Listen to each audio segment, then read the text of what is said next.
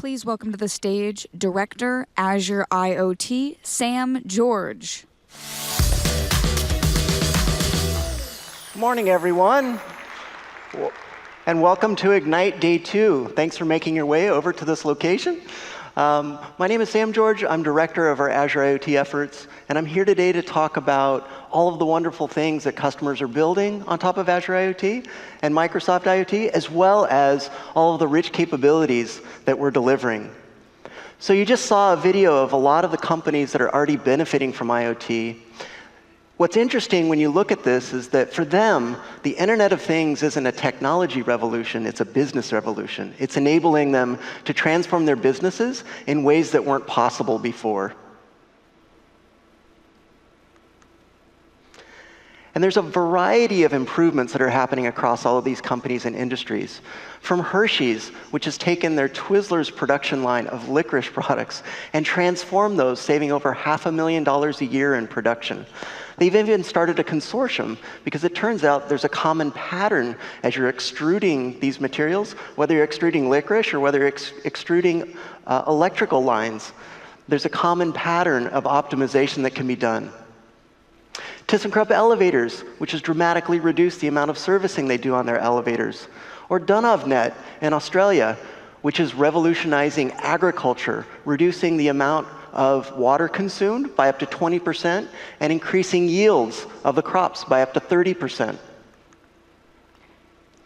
Now what's interesting is when you look at these IoT solutions, they all follow a very common pattern.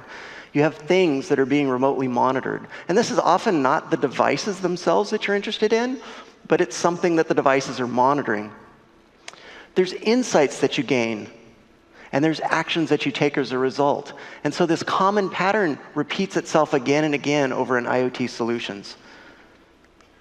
Sometimes those actions are to trigger business process integration. Sometimes those actions are to trigger actions on the device.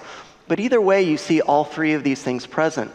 Now, to handle the billions of devices sending trillions of messages, a few years ago, we introduced Azure IoT Hub. Azure IoT Hub is our cloud gateway for connecting and managing all of these devices. So when you look across all of these industries, you see this common pattern repeated again and again. And it's not just that simple pattern, it's also an architectural pattern that you see in the services that are deployed that are being used. And whether it's a connected oil rig, whether it's a smart meter, or even oyster beds that are being measured with remote sensors that are measuring the salinity in the ocean that test for purity so that you can harvest oysters with high confidence. Whether it's vaccines that are being monitored as they travel from production to the hospitals to ensure purity and that they haven't undergone any unnecessary vibration or temperature disruptions. All of these patterns are being applied again and again in IoT, where you're sensing the physical world, where you're gaining insights and you're taking actions as a result. And all of these companies and thousands more are already transforming their businesses using Microsoft IoT. So today we're going to cover what that means. What are the solutions that we enable? What are all of the different parts of those solutions? And how can you benefit right now? Microsoft has the most broad set of portfolio of services, solutions, and products for IoT of any vendor on the planet. We provide everything from rich connectivity to devices, to edge support, to device management, to data and analytics, to business and business process integration and visualization, and solutions built on top of that. But most businesses don't start there. They don't start with all the constituent parts. They start with a solution. Years ago, we learned that IoT solutions were slow to get started because it required a lot of expertise to get going. And they can be quite complicated. There's many services that are involved in an IoT solution. So we introduced a couple products, and we have two different approaches to IoT solutions. The first, which we've had in market for several years now, is the Azure IoT Suite. The whole idea with the Azure IoT Suite is to enable a solution to be provisioned in minutes. Something that used to take weeks or months, we can now provision in minutes, including all of the different services that are involved in an IoT solution, a default application, and that application is open source with no restrictive licensing, so you can simply take it and customize it to meet your needs. And the great part about that is it accelerates your time to value. It's really geared for custom solutions so that you can customize it in any way you need fit. And then this year, we announced Microsoft IoT Central, which will be in preview soon. It's a fully managed SaaS offering that requires no cloud solution development expertise. And the reason we're doing this is we're seeing a lot of the same patterns in IoT. And so we're able to enable a configuration-only, no-code solution that enables these patterns, that helps companies that where IoT was out of their grasp take advantage of IoT.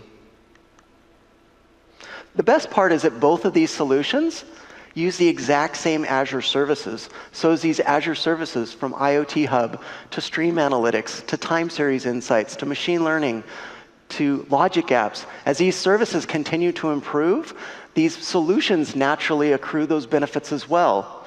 And so as we develop new capabilities in IoT Hub, those are available in both our SaaS solutions and in our PaaS solutions.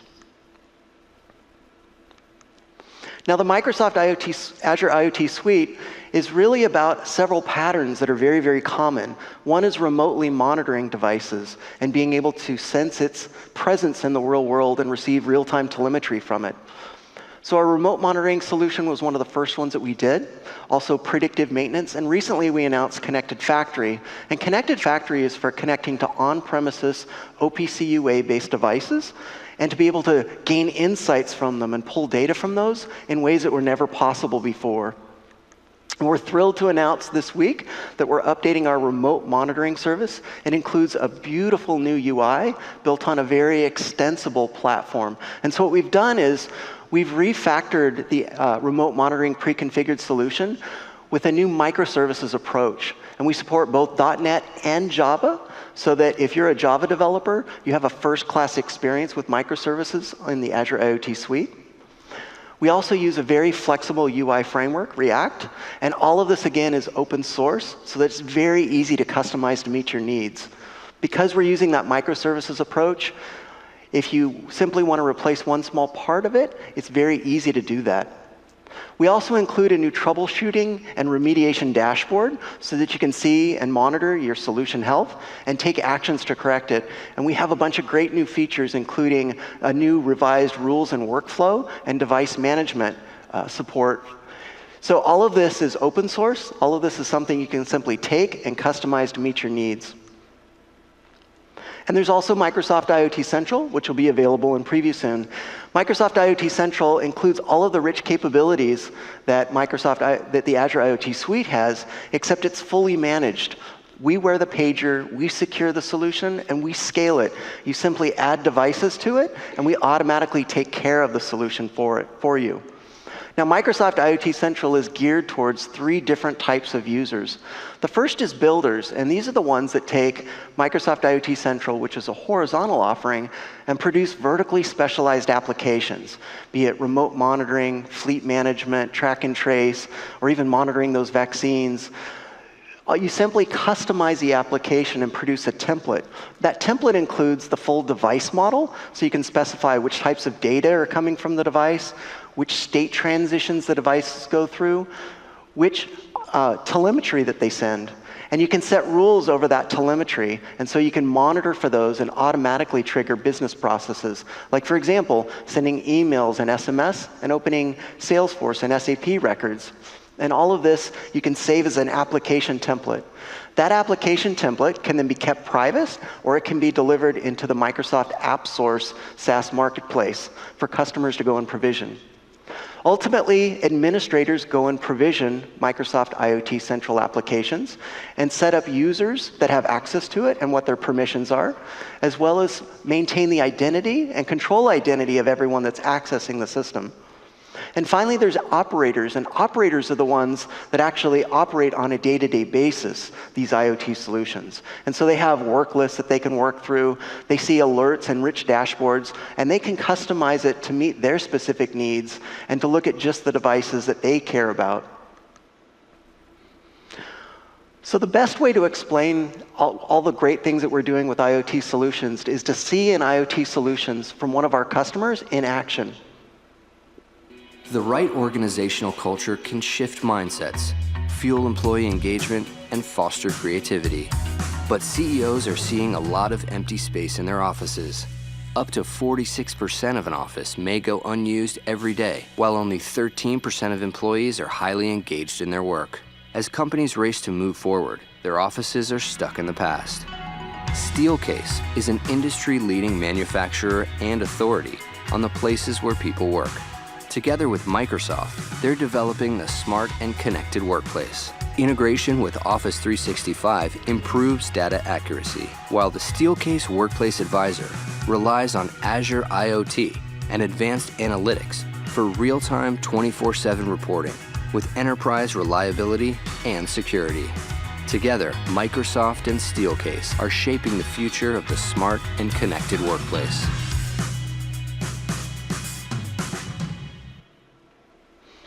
So it's my privilege to welcome to the stage the CEO of Steelcase, Mr. Jim Keane. Jim.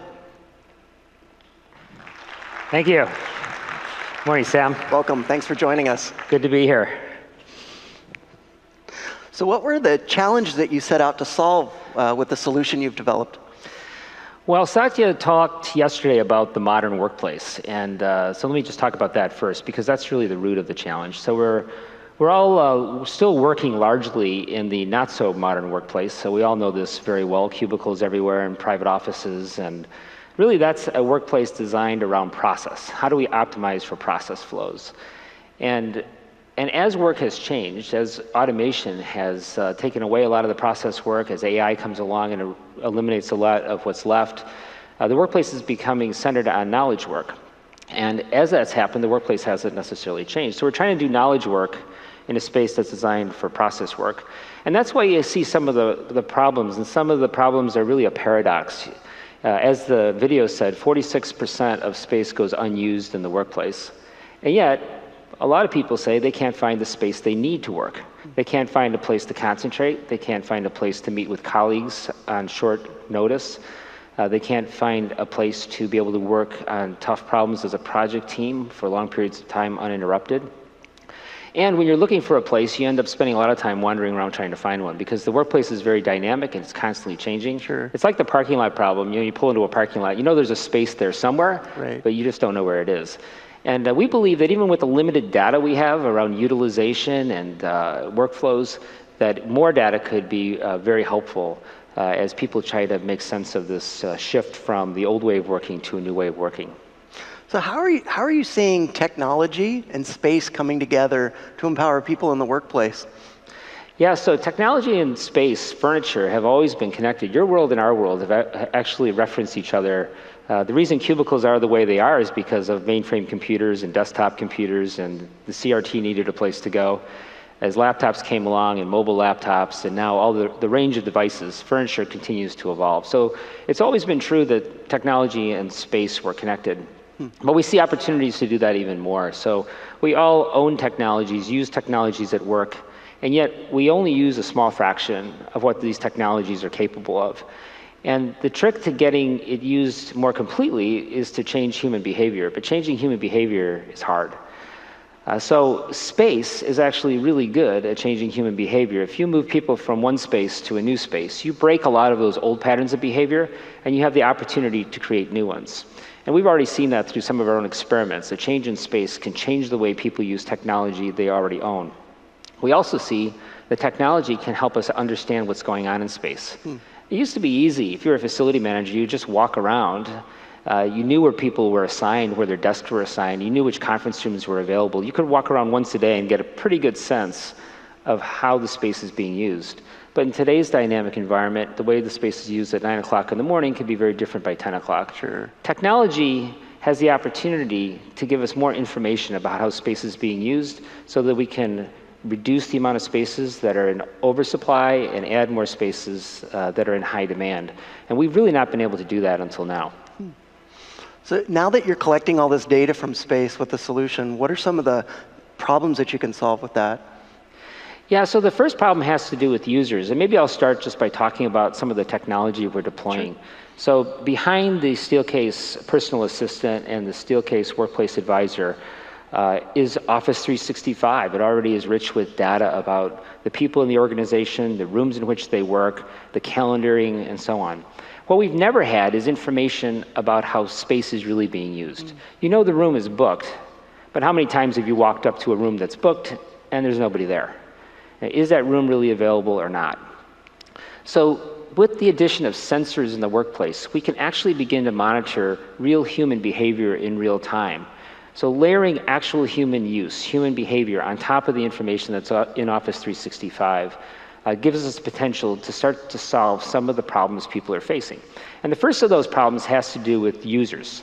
So we know that users, and you think of yourselves, imagine it's 10 o'clock in the morning and suddenly you have to meet with some of your colleagues. In the old days, that was easy. Your colleagues sat in predictable places. They often sat right around you, and the room you would meet in would be right here.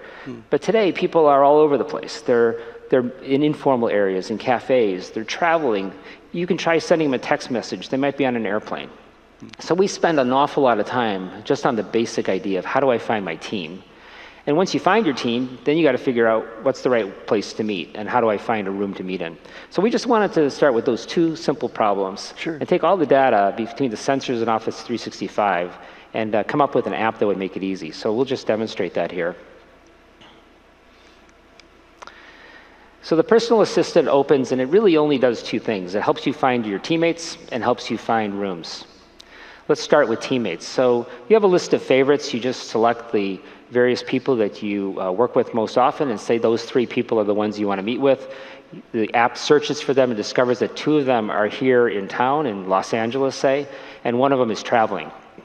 So right away, the app knows if you want to meet with these people in a physical space, you need to select a room that is enabled with video conferencing. Okay, so now you hit that button, and it offers you a variety of spaces, 3 spaces here that are all the right size for the kind of meeting you're having, and all have video conferencing. Maybe you're familiar with that room. You book it for the length of time you need, say 60 minutes. You hit reserve, and it reserves the space. And then continuing in the workflow, you can send invites directly from the app to the people on the team, so everybody knows when the meeting starts, when it ends, and what room it's going to be in. And that's, you could have left the app to go into Office 365 to do the same thing, but this is a way of doing it as part of a workflow that's designed from end to end. So from looking for your teammates, finding rooms, booking the rooms, sending the invites, it's all done from within the app.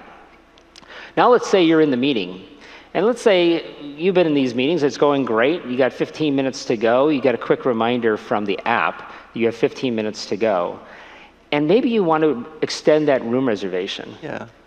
Most of the time you don't even know if the room has been booked by somebody else. So you're getting to the top of the hour. Can I extend that room reservation? So again, right from the app, it reminds you 15 minutes ahead of time. If the room is available, it offers you the option of extending for additional time. Another interesting thing is that you get to the end of a meeting, and sometimes you're in a room, you'd love to tell somebody about things that worked and didn't work, but you have no way of doing that. In this app, you actually have a way of rating the room itself at the end, and let's say this one was just mediocre. Don't worry, IT, they love the technology, but the privacy wasn't so good. So you can send a note right from the app that says, this room would be better if we had some frosted glass or some way of having a little bit more privacy. So remember that piece of data, because it's an important piece of data for something we also developed, which is called Steelcase Workplace Advisor. That's great. And then all of these rooms are connected through sensors using Azure IoT built on top of what kind of data are you collecting? What kind of volume of data is this processing? Yeah, it's an enormous amount of data. Just imagine these sensors in every conference room to start with. And then later on, they go into the in-between spaces, cafe areas, other places that people meet informally, individual spaces, both reserved and unreserved, assigned and unassigned. And then think about that for every floor of the building, every building on your campus, and every campus in your global campus. Sure. And there's a ton of data. Quickly. This would not have been possible without Azure. Great. It also raises concerns, though, because customers are quite concerned about things like security. In fact, there's a lot of other apps that have been out there before that are kind of one-off apps that have their own databases. And clients ask serious questions about what's going to happen with my data. Information about who's meeting with whom, about what topics at what time is proprietary information. You don't want your competitors to know about that. They're also concerned about reliability. They don't want these things breaking. Right. And they want it to be scalable. So it's great that it works on one floor or one building, but if I do want to extend it, it's why they have so much confidence when we tell them that it's been built on the Azure platform. Cool. Also related to this is security, personal security and personal information. Individuals have real valid concerns about their own information and how information about where I am and how I'm working might be used by others. We intentionally chose right from the start to do the personal location tracking as an opt-in. So each individual has a choice of whether they want to participate or not. That's great. And if they get value from the app and they feel that their colleagues are getting value from them being available in the app, then they'll choose to use it. And if they're not, if privacy is more important to them, then they can make their own choices. But we think people will generally use it because of the simplicity and the value. That's great. It's very powerful. So now that all this data is being collected, how can building managers benefit? Yeah, so building managers are also awash with data, but the data is not in a form that they can really use for their normal workflows. So we've worked with facility managers and real estate people for a long time. We understand the kinds of problems that they want to solve, and they want to get a better sense of this building. As I mentioned before, walking around just doesn't do it anymore. Yeah. So we built, off the same database, built an app for them. So when the facility manager opens their app in the morning, they get a dashboard that shows things that they choose to track. Things like total building utilization or energy consumption. These are all things that are available in their building systems, but now we can put it on their start of the day dashboard. So one of the things that building owners and managers, facility managers are often dealing with is, what do I do when a team needs something special? It's one thing to reserve a room for an hour or a day, but what if a team needs to be together in a space that's dedicated to them for a long period of time? They want to get a better picture of how their space is utilized so they can assign them a space without being highly disruptive to the rest of the organization. So here they can go into the app and select the floor and see a heat map of use. Blue is heavily used spaces and red are spaces that are hardly used. And then they can see the details behind each of those spaces to make a choice about which space would be perfect for this team, complete with data about each of those spaces. Another thing they often are trying to do is compare utilization within space. So here let's take two spaces, about the same size. You would think they'd be used about the same amount. One's called Whitney and one's called Shasta, just two rooms for individuals to have heads down work. And you discover that Shasta is not really being used very much. So you can go into the app and look at a comparison of the two spaces side by side. So remember, Whitney on the right is the one that's used more, and Shasta on the left was used less. Now I can look at that and say, well, I can see some differences. I can see that Whitney has a height adjustable table, for example. I can see that it has more ergonomic performance and it has better lighting.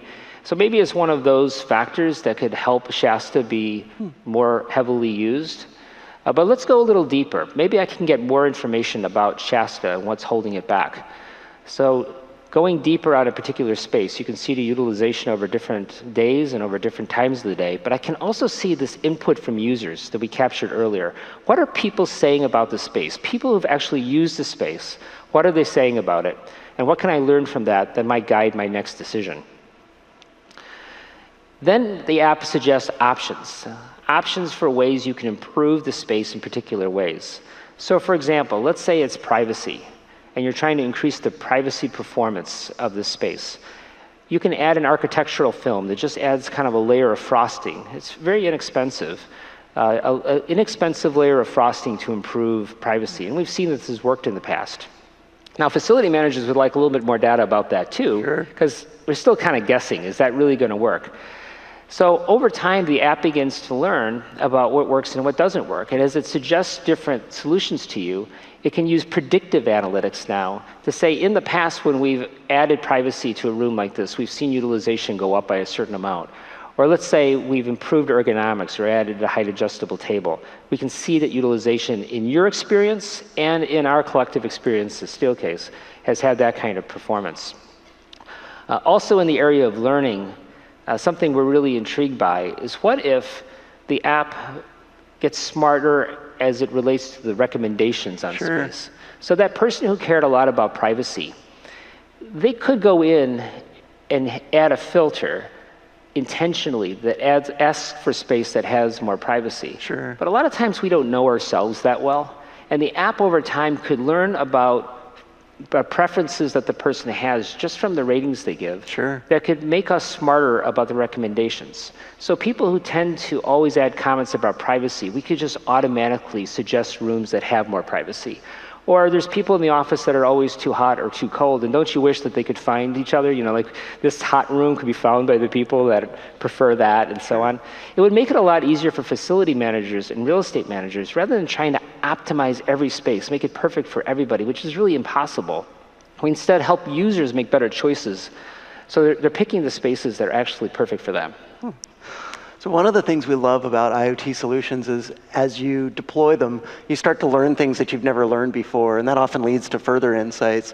So in your trials and pilots of this, what are some of the things that you've learned from early adopters?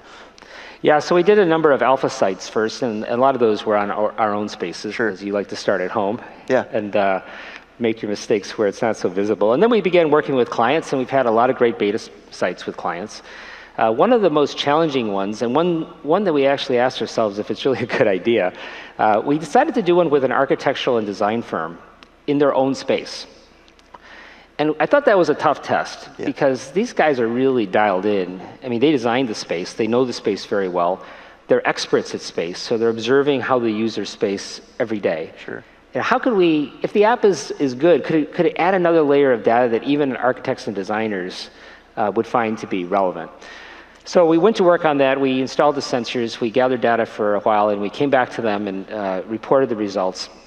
And I was happy to discover there were some insights. So, for example, there was a conference room that holds 12 people, and they knew that conference room was one of the most heavily booked spaces that they have, and the data confirmed that. But what they didn't know until they looked at the data is that a lot of times that room is booked not for a 12-person meeting, but for one person to make a phone call. And that happened a lot. Like a high degree of utilization of the space that's in high demand is people who just really want a phone booth. And so they realized they just didn't have enough spaces like that. They needed more spaces where somebody could go and have a private conversation. And probably everybody here can relate to that when you're trying to find a place to make a phone call. So by creating more spaces that do that, you're able to free up a space that's in high demand. And we find this a lot. A lot of the interventions that are required to improve utilization of an underutilized space don't cost a lot of money. I mean, sometimes it's furniture or architecture, but a lot of times it's things like architectural film or a change in use or just the reorientation of the furniture can change human behavior. We've never had this data before. We see this as an opportunity to take it really to a whole new level. That's great. So when's this all available? Well, all the capabilities you saw there will roll out through a series of waves. The first wave is available now. Awesome. And then every 3 months, we'll launch a new wave. So we'll continue to add to the performance of both apps. It's great. Well, it's exciting stuff, and it's a beautiful, beautiful product you've built. And we're so excited to have you as a partner. It's been great for us to work with the Microsoft team. Thank you for all your support. Thank you very much, Jim. Thank you. Take care. That's such a great example of how IoT can help marry the physical world and the digital world and the things that it unleashes once you have. So let's start to look at what's under the covers. As you get into that things and insights and actions paradigm, what's involved in each step? When you start thinking about things, it's about building things, connecting things, and ultimately managing things as well. When you look across all of those different patterns, all of those different solutions, the IoT device needs for each one of those is pretty different. And what we found is that there is no one IoT device that fits all. Instead, there's a variety of them. We've been busy over the last several years certifying devices. We have a certification program that takes the guesswork out of it for you. So you can be sure that these devices work out of the box with Azure IoT and work seamlessly connect. We have a device catalog with over 580 devices from 200 partners, and it's growing rapidly, 250% growth this year alone. So what this device catalog does is it enables you to filter and search across a variety of things, from all of the different Linux and Windows operating systems to even real-time operating systems, to different protocols that it supports, to different peripherals that it supports. All of this is available in the Azure IoT device catalog. Microsoft also provides Windows 10 IoT, and Windows 10 IoT is a phenomenal operating system for IoT that includes built-in security and enables you to go faster to market. It includes a rich set of device management capabilities that makes it easy to manage and remotely lock down IoT devices. There's a great set of capabilities, and one of the things we're most excited about is that out of the box, it supports Azure IoT Hub, as well as our new Azure IoT Hub device provisioning service, which I'm going to talk about in a minute. And it includes that rich capabilities. It's already integrated with Azure IoT's device management. So if I want to remotely lock down a network, or if I want to remotely manage something on the device, it's very, very easy out of the box to do that with the integration that we've done. On the topic of connecting things, the Internet of Things demands connectivity for billions of devices sending trillions of messages, and we're very much up to the task. When you look at that things, actions, and insights thing, we have this Cloud Gateway Azure IoT Hub that's been in market for several years now, and it enables 3 important capabilities. The first is bidirectional connectivity, and this enables billions of devices sending trillions of messages to connect to the cloud in a secure and scalable way. It supports all of the popular cloud-based protocols for connecting IoT devices, from HTTP to AMQP to MQTT.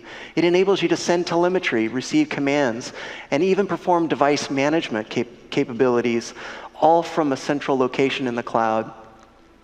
We've also focused on enterprise scale and integration to enable those billions of messages to be sent and to be able to scale your solutions up and down. We have wonderful convenience features such as message routing that can automatically interpret messages as they come in and split them and send them to different back-end systems. We have rich support for Azure monitoring, so you can monitor all aspects of your IoT solution, device health, and device state. And then end-to-end security. Microsoft has a long history in security, and we are applying that to IoT to keep IoT safe. We support per-device certificates, the ability to enable or disable devices, and we only support TLS protocols for security and IoT. We support X509 certificates. We can whitelist and blacklist IP addresses, and we have a variety of capabilities that keep your devices safe. Let's talk about device provisioning. Once you have a solution set up, provisioning devices can often become the bottleneck. Because right now, device provisioning is a very manual process. 8 years ago, when you went and bought a mobile device and you walked into a store, someone had to take it out of the device or out of the box, power it on, and configure it manually for you. And that's what IoT device provisioning is like today. Today, when you go in and buy a mobile device, someone scans a barcode on the outside of it.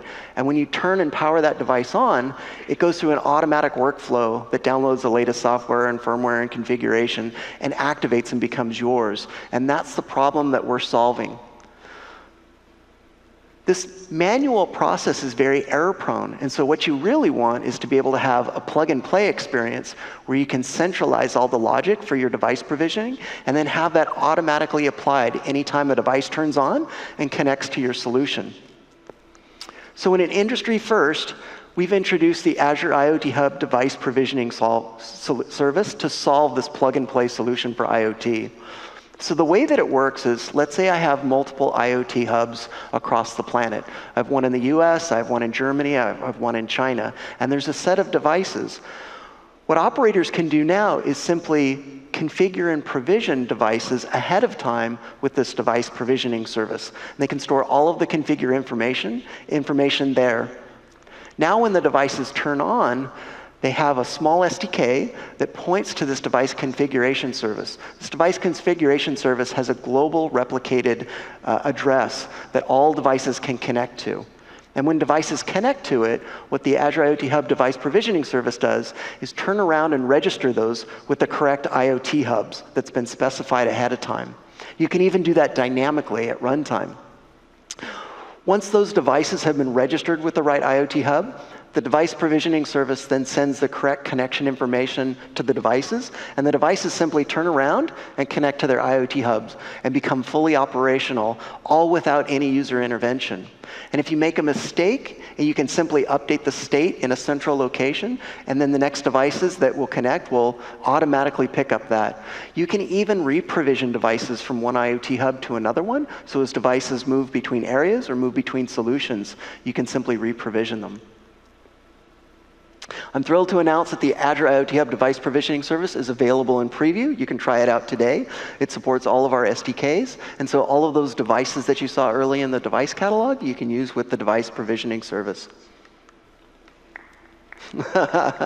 Big fan for that, yep. It's a great service. Now, managing things, once you've connected devices and built devices, it's important to be able to manage them. And there's a full IoT development lifecycle, from planning devices to provisioning them, to configuring them, to monitoring and managing and retiring. Device management is a very important part of IoT because it enables you to not only remotely control devices, remotely inspect their state, but also to be able to secure them, to be able to push down the latest security patches and updates. And IoT Hub has first-class support for device management. So the way that it works is, for all of those different devices that exist in the real world, what we do is we store a digital copy of them in IoT Hub. And we refer to this as a device twin. And what a device twin is it's a state synchronization mechanism that enables you to coordinate changes between remote devices that are always connected or even occasionally connected. And the way that it works is that you can update software, firmware, and configuration using this device twin mechanism.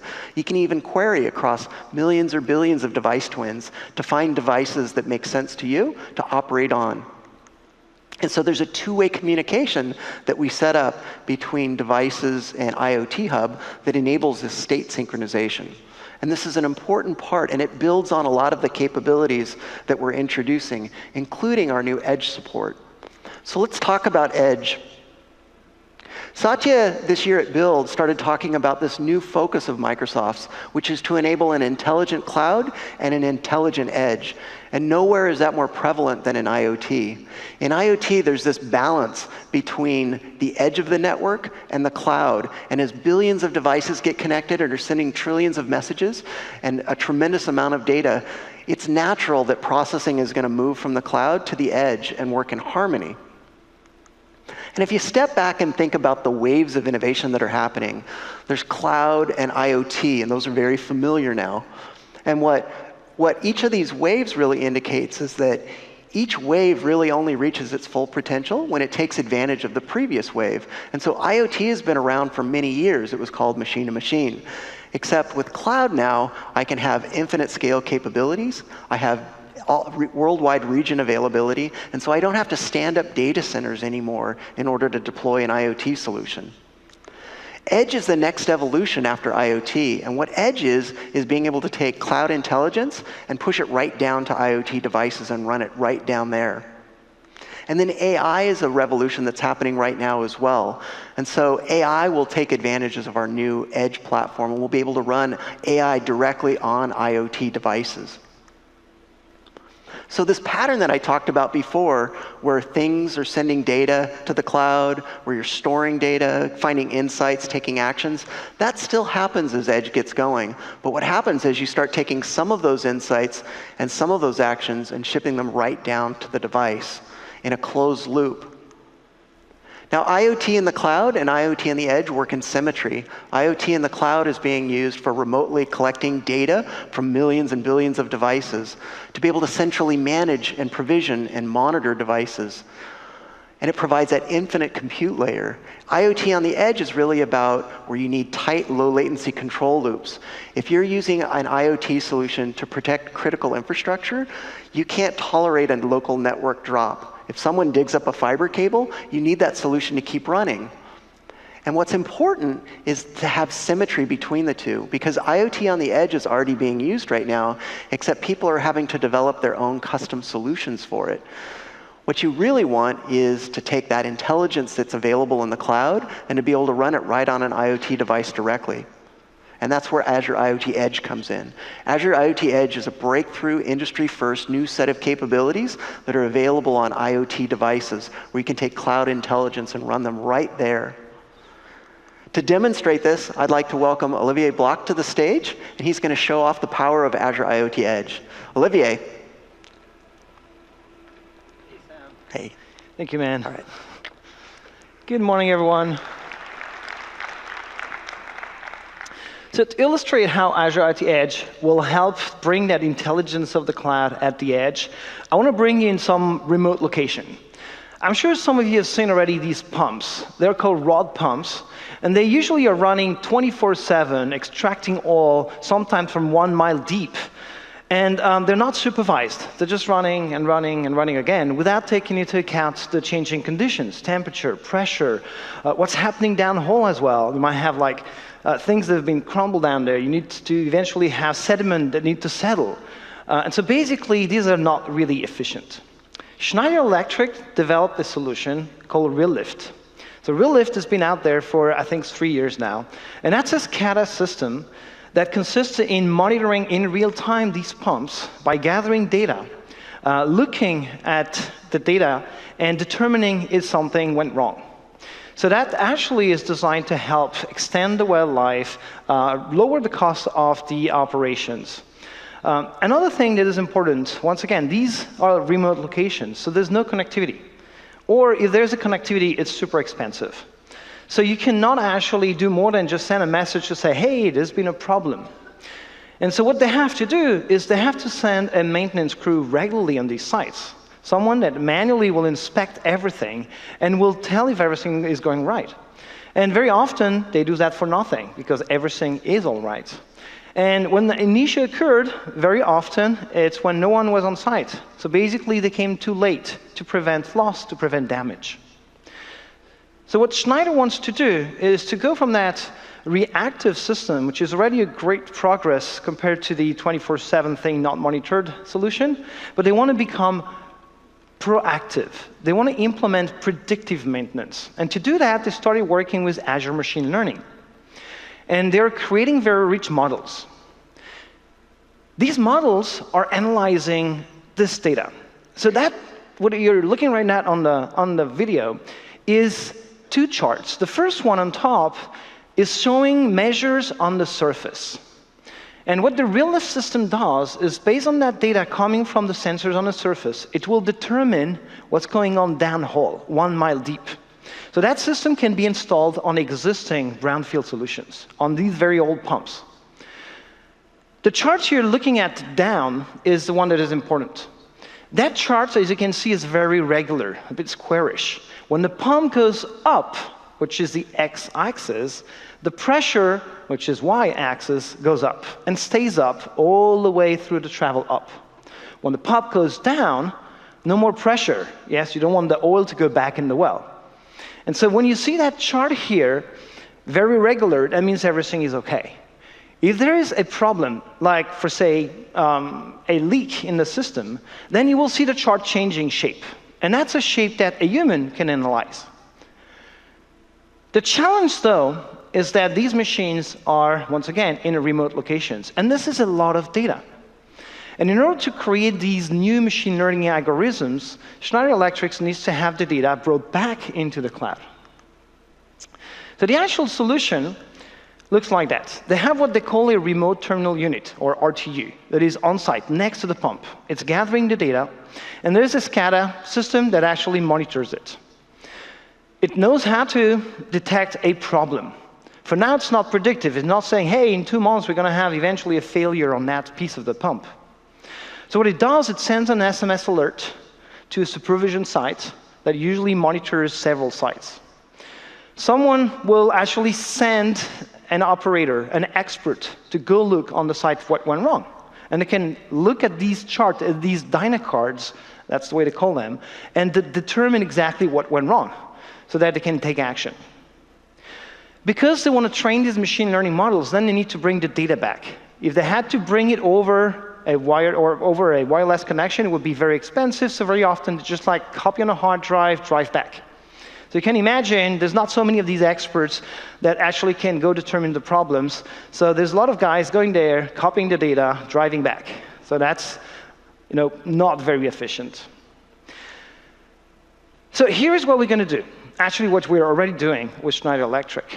Next to that RTU, we're adding an Azure IoT Edge device. This IoT Edge device is controlled and monitored from IoT Hub. You still need some connectivity in order for that device to know it's in the right state. But as you'll see, we will not send all the telemetry data up. We have several what we call modules running on this IoT Edge device. So that's the notion of modules we'll describe during sessions. But basically, they are software entities you can create on your developer machine in the cloud that you're going to package in the form of Docker containers, and then you're going to deploy on that edge device to run them locally. That first module is reading from the Modbus interface of the RTU system. So it's basically able to read from one of these field buses, and it can create whatever type of modules you want. Then the data is converted through another modules to something that the machine learning model can digest. And now you see on the chart here, we have a machine learning model, an exact same one that would be running in the cloud, running on an edge device. This has been produced as a Docker container with the recently announced machine learning workbench tools and all of these. So basically, they've been training the models in the cloud. They created that model, exported as a Docker container, made it available for that edge device to download and run locally. If the machine learning detects an anomaly or predicts an anomaly, because it's able to analyze on-site a huge amount of data without having to be sent up to the cloud, it will actually trigger an alert and tell to the SCADA system, well, you might want to have someone come check it out, because in 2 weeks from now, that pump is going to fail. And the system can then send that SMS the same way it was sending it to indicate a failure. This time, it indicates, hey, we will need to have maintenance on that pump. You can see how that can optimize the process. To continue training the machine learning with real data, actually, you can also benefit for the few devices that are connected from sending that data directly to Azure IoT Hub and then inject automatically into your machine learning model. So for the demo, I'm going to show you, I'm going to be the operator. I'm going to be monitoring that SCADA system right here, and we're going to replay data from the pump. Hey, Tommy, can you help me? We're going to show what's going on here. So what we have right here is what we call a SCADA pack. So that device here is the actual solution that's running in the field that we're going to see in a second up there. Oh, you see here, okay, on the small screen. So that SCADA pack actually is what connects to the pump, retrieves the data, and feeds it into that other black box here, which is my IoT Edge device. So it's already running the modules right now, and I'll show you how we can deploy these machine learnings in a second. So I also have this big switch here that, as you can see, indicates good or bad. This guy is replaying real data from a pump, correct data if I'm on that position, bad data if I'm on that position here, right? And everyone wants me to switch that, so I will do that. But before we do that, I was not allowed to bring a full pump. Thanks, Tommy. So what I'm going to do actually is I brought my mini pump. Yeah. I don't know why I didn't want the big full pump here. So you see here a little pump controlled by this system. So right now, it's rolling up and down, up and down. What I want to do is actually show you now, before we jump into switching to bad data, how we can get some machine learning algorithms and deploy them on a machine, and show you how simple it is through IoT Hub and its configuration portal. So what you're looking right now is the common Azure portal, and I'm looking at an IoT Hub configuration that has some IoT Edge devices connected to it. I will create what we call a deployment. Deployment is a configuration for an edge device that will indicate to that device which modules he needs to download from the cloud, install, and run. And these modules, once again, today are Docker containers. I already have 2 custom modules prepared. You see the data conversion and the Modbus one. We're missing the machine learning. I'm going to add one of the pre-cooked, I would say, modules that we have ready for you. So we have functions, we have stream analytics, and we have machine learning. So you can benefit from all the developments you've done, creating functions, creating stream analytics jobs, and creating machine learning models onto IoT Edge, bringing these very easily, exporting them as Docker containers, and making them available for IoT Edge devices. Picking the machine learning one, I'm pointing to a locally deployed container, and click OK. The next step consists in picking which devices I want to deploy to. So in a demo context, I only have one, but if I had a full fleet of these devices out there, I will want to be able to manage them, and to say, hey, this new configuration has to go on all the devices that, for example, are in Florida. And I lost control on this guy. So once I selected, in that case, only one device, demo works well so far. What I can do is actually say, OK, I will go ahead and do the deployment. What's going on here behind the scene is that the deployment configuration is ready for the device to consume. Device comes online, gets the data, which is that configuration from IoT Hub, knows it has to download these various containers from a container registry, brings them down, runs them locally. So this is the only one time the device really needs to transfer data from the cloud. Once it's done that, everything is going to happen locally. Everything will be analyzed here. What me as an operator see, looking at this system right now, the SCADA system itself, is the charts on this screen. So regular, everything is going well.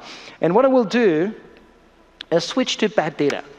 And what's going to happen is that it's going to take a cycle, which is like a dozen seconds for the pump to go back and up, and then feed the machine learning algorithm with that bad data, and boom, the machine learning algorithm detected the anomaly, indicated back to the SCADA system that there's a problem. It's actually displayed here.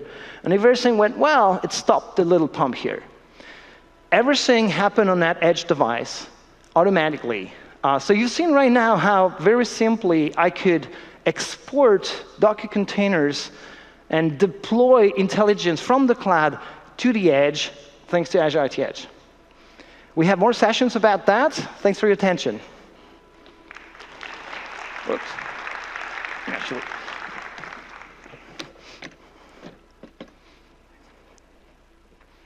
Thank you, Sam. Thanks, Olivier. That was great. It's great to see the power of Azure IoT Edge coming to life, and this will be available in preview very soon. Now, device security is an important topic, and I talked about that earlier. One of the things that we've learned from securing our own devices and running our own services is something we call the 7 properties of device security. And what this is a set of requirements that if a device follows this, it can actually stay secure. And we've learned this over decades. And so recently, to help the industry, what we did is we published a paper on this link here, Akka MS 7 properties. And it explains what these 7 properties are in detail. And what we're doing now is we're taking this to standards body, to the Trusted Computing Group, and we're standardizing this so that there's a well-known pattern in IoT that all device manufacturers and OS vendors can adhere to that can help keep IoT devices secure. We provide comprehensive security all the way from cloud to device with a rich set of features under each one of these. And we have some great talks this week that cover this in detail. But an important part of this that we heard from customers is a security program. And let me just explain that a little bit. Oftentimes, these IoT solutions are touched by many, many, many people, right? You'll have multiple partners that are working on it, multiple developers. And what customers have asked us is my device, is my solution secure? And unless you're able to inspect all of the code all the way from devices to the cloud, you can't really answer that question because there's a lot of customization on top that customers have done. And so what we did is we started the security program. And what the security program is a set of trusted, very competent cyber-physical security experts who are very adept at Azure IoT and Microsoft IoT technologies. And customers can contract with them, and they will come and do security audits. They will find issues and recommend remediations and make sure you're employing all of the latest IoT security technologies. Let's move to insights. Once things are connected and it's time to start finding insights from those, Microsoft has a rich set of offerings for that. You know, insights are phenomenal, and the amount of data is phenomenal that's being generated and will be generated by 2020. By 2020, 44 zettabytes is going to be generated that year alone, and 10% of that will be produced by IoT devices. And at the same time, companies that invest in this are only spending about 1/3% of their technology spend on analytics, but they're benefiting by an 8% increase in operating margin. So it's a very, very nice cost to benefit ratio here. The first part of finding insights is to discover patterns. And typically what you do is store all that data, find failure points, label those, and then use sophisticated technologies like machine learning. This week we announced a great new set of offerings for machine learning with our next generation Azure machine learning capabilities. And for average knowledge workers, what we're trying to do is democratize insights with offerings that are even easier to use than Azure machine learning. One of the reasons is this year alone, there's about 1.5 million shortage of competent data managers and analysts that the world needs. And so what we've been doing is democratizing insights and making it much, much easier. Now to explain this, IoT devices typically are sending what's referred to as time series data, where a sensor is periodically measuring something, like measuring engine RPMs every second or measuring temperature every minute. This time series data comes in high volumes into the cloud. And storing and indexing it, much less querying or analyzing it or visualizing it, can be very difficult. And so what we've done is we've revolutionized this with a new offering that can handle the scale of all of those billions of devices sending trillions of messages. Azure Time Series Insights. So Azure Time Series Insights is available now in preview. You can try it today, and it'll be generally available very soon. What it is it's a schemaless store for IoT time series insights or any time series insights. So you don't have to tell us about the shape of the data ahead of time. You simply send data and it'll infer the schema from it. It'll automatically index frequently used fields. It'll automatically provide insights to it. It enables you to store, query, and also visualize. So it's not just an optimized time series store, but it's also a rich set of UI capabilities that enable you to do ad hoc explorations and find insights visually. And it has very simple and fast navigation. It can search billions or trillions of records very, very quickly. Something that used to take overnight with long-running batch jobs to find insights can be done in seconds now. And to demonstrate that, I'm going to welcome Santosh to the stage to show off the power of Azure Time Series Insights. Santosh, welcome. Thanks, Sam.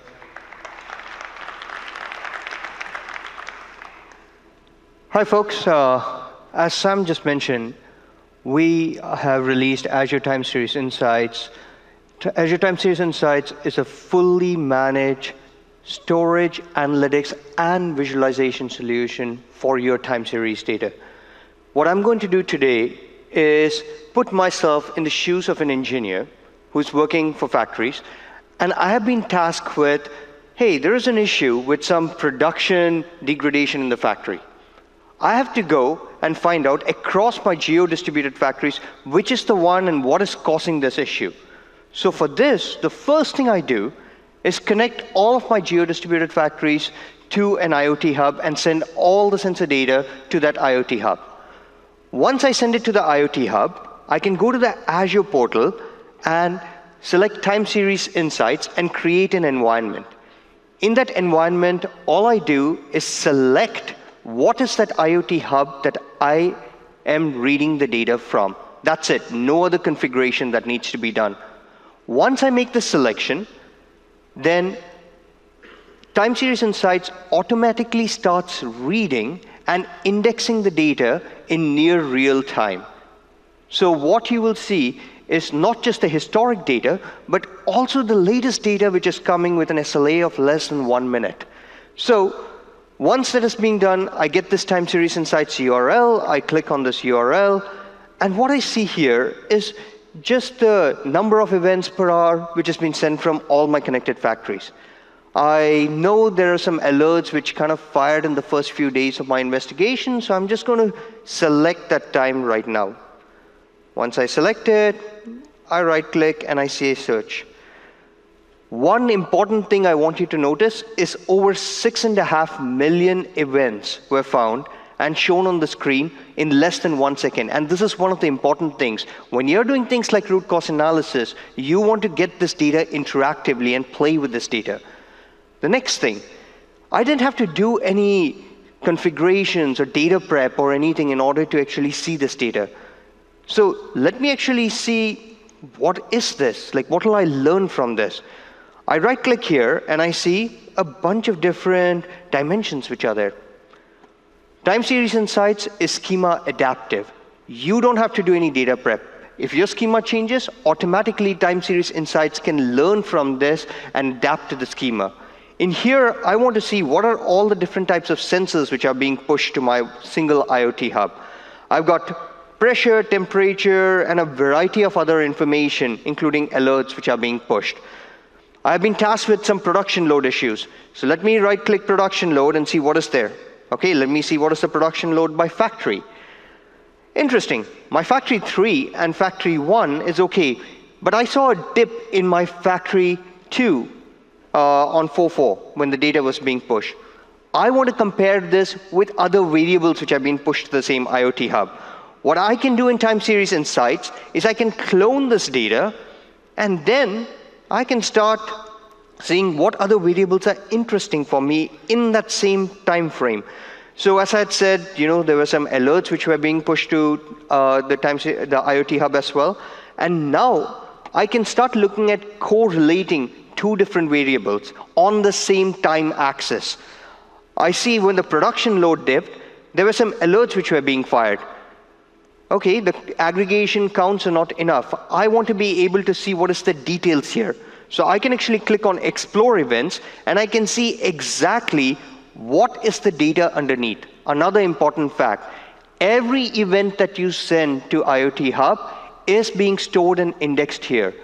We are actually generating all the analytics on the fly. This is one of the IP that we have here. So here I can now look at the details of the alert and say, oh, that's because of temperature. And it is in factory 2. Interesting. Let me actually look at temperature now and do some cross correlations.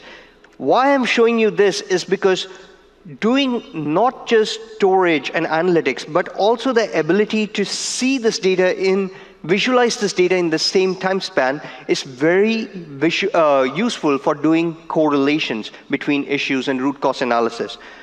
Now, just looking at aggregations is not enough here. I want to be able to see what are the outliers? What is the maximum outlier? What is the minimum outlier? Interestingly, when I had a production issue, when my alert started firing, I can see here that my temperature actually increased in my factory 2. Now, this is a way for me to quickly understand and analyze what other variables I can actually start looking at to do my root cause analysis and find my anomalies. Now, one very important thing we learned while talking to customers is there is a lot of information which is shared between different engineers and different people in an organization in order to do analysis. So I can save this query and share it with some of my colleagues. Actually, in this case, and one of my colleagues did some more research and send me some data back to do my next round of analysis. And this is the data that they sent me back. They looked at all the variables that I showed you in the beginning with factory 2 and put it on the same time axis.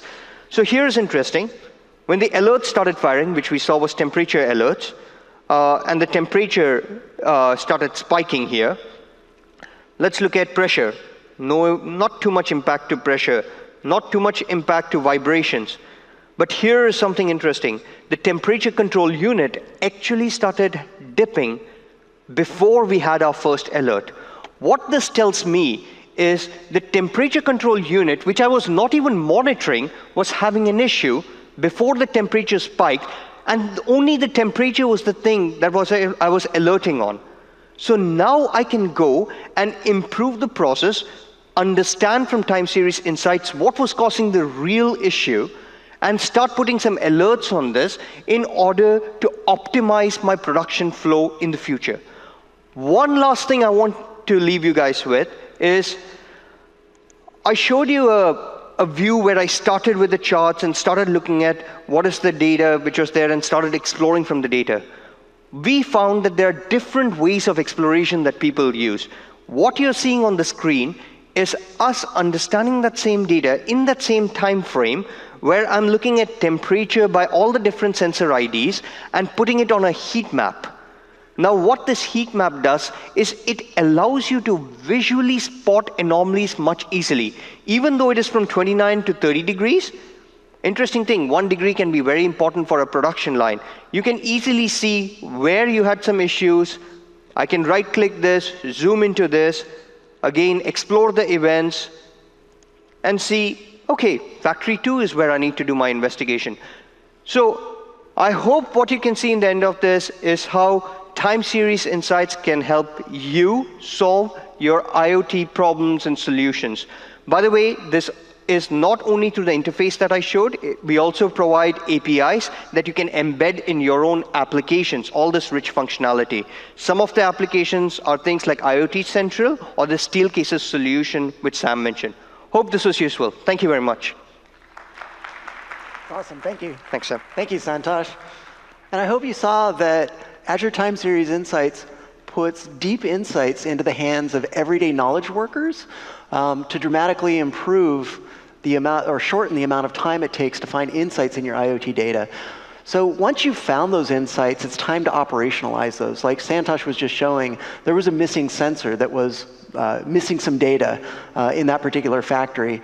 And for operationalizing, what that typically means is you're now monitoring data in near real time. You know what you're looking for. You've already found the insights. You simply want to start monitoring it in real time. And we have some great offerings in Azure for that, including Azure Time Series Insights, Azure HD Insights Spark and Storm. And all of these help you to operationalize insights over high velocity of IoT data. We also recently announced an update, as we mentioned earlier, to Azure Machine Learning. And Azure Machine Learning now has a rich workbench and data wrangling tools, and also exports to containers, as you saw when Olivier demonstrated being able to take a machine learning model in a container and run it right on an IoT device. And then the next process is refining. It's not enough to find insights or to operationalize those. You have to constantly refine that because data changes over time. And so we have great tools for that, including Time Series Insights is being used to refine things, Power BI to enable you to visualize your entire operational dashboard, and Time Series Insights will also enable you to take those charts and graphs and embed it right in Power BI dashboards in an upcoming wave. Now, companies are already benefiting from this. For example, Tetra Pak, which does package manufacturing, as they've applied these techniques, they've been able to cut the average amount of downtime up to 48 hours per month, and saving customers over 30,000 euros on these delays. RAC, the Royal Automotive Club, which is like AAA here in the United States, was able to analyze their own fleets and dramatically reduce the amount of accidents and gas consumption that's being used and save almost $2 million a year just from using these techniques. Once you have these insights, it's time to take action and respond. And this digital transformation that IoT enables you to do a variety of things, from engaging your customers more deeply to empowering your employees to optimizing your operations. All of this is a result of taking actions as a result of those insights. And to respond, you do so in a number of ways. Sometimes that response needs to trigger a message out to a device to inform it to change its behavior. And for that, you use Azure IoT Hub. Sometimes it's to enable communication with a mobile worker on a mobile device. And for that, you can use notification hubs. And sometimes you're simply executing a business process workflow. And for that, you can use things like Azure Logic Apps. Using these techniques, companies such as Johnson Control, when they trigger an action that they've detected one of their industrial chillers, which is being used to cool buildings, needs servicing, what they do is not only are they asking a technician to go out and fix it, but they're informing the technician as they go what parts are needed in order to prevent the maintenance or prevent a operational delay of that product. And using this technique, they've been able to restart these chillers up to 9 times faster, saving over $300,000 per hour. And ThyssenKrupp Elevator, using these techniques, has been able to reduce the downtime of their elevators by up to 50%. An important part of triggering actions and taking actions is business process, and business process automation tools alone will reach $10 billion by 2020. We provide a number of services to help you integrate into existing business processes, from Azure Logic Apps to Microsoft Flow, and even Dynamics 365 and HoloLens. So for example, Microsoft ships a product called Connected Field Service. And what Connected Field Service does is it enables you to track work orders for servicing these physical assets, to be able to see details and track all of the information, including what tools are required and what parts are required to take out and service these things. And it even provides an operational scheduling dashboard, which shows all of your different scheduling engineers that or technicians that go out and service these things, as well as what their schedule is. And it can automatically do all sorts of things like route optimizations and schedule rebalancing. So if someone gets sick that day and you need to compensate, it will automatically recommend who should take that trip and make sure that the right parts are on their truck in order to fix those things the first time. And one of the things that we're seeing, which is quite amazing, is a dramatic increase in the number of HoloLens deployments in IoT. And what we're seeing is that as companies realize the power of hands-free mixed reality, they're starting to equip their service technicians with HoloLens apps that are paired with their IoT solutions. As an example, all of these companies have active deployments on top of HoloLens with their Microsoft IoT solutions. And I'll highlight one, ThyssenKrupp Elevators. When they send service technicians equipped with Microsoft HoloLens, they're able to not only visualize the repairs that they need to do and see through the elevators themselves, they're able to order parts, and they're also able, using Skype in Microsoft HoloLens, to have a remote Skype assistance with people back in the back office that are often very adept at fixing certain components of an elevator, and they're able to annotate in the air right in front of them and help assist on the parts. Using this technique, ThyssenKrupp Elevators has reduced the amount of servicing time that a technician spends fixing an elevator by a factor of 4. It's an incredible amount of optimization that they've been able to achieve, and that's in addition to the 50% reduction in unplanned downtime for their elevators. So there's been a number of industry firsts. We are incredibly committed to IoT. We're incredibly committed to innovating to meet our partners and customers' needs. And there's a bunch of industry firsts that we've done, from pre-configured solutions to having both PaaS and SaaS offerings, to solving solution provisioning at scale, to the security program and certification program, to our Azure IoT Edge breakthrough capabilities, and even OPC UA and being able to connect to on-premises industrial devices. All of these and more are helping us lead the way and provide what customers need. And all of this is going to be covered in detail this week. We have a bunch of great talks that go into a bunch of detail and explain how to use all of these so that you can get started quickly and customize these solutions to meet your need. We can't wait to see what you'll build with all of these rich capabilities, and we're just getting started. Thank you for your time.